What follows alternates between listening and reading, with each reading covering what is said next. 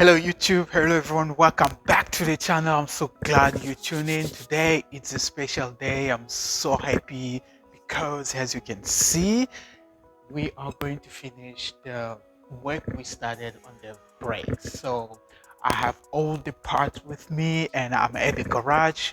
We are going to work on the car. So let's get to it.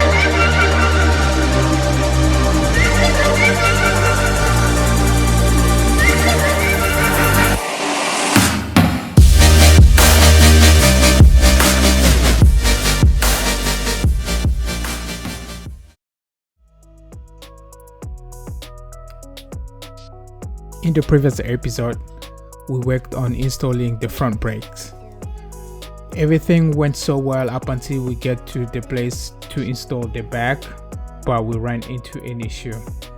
We couldn't install the rotors because their diameter are smaller compared to the OEM one.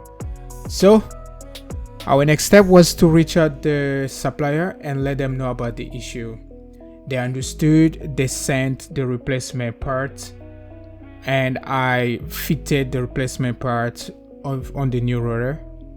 And here we are. In this episode, we are going to finish the job. Alright, the wheel is off. We are going to remove the caliper and then the rotor.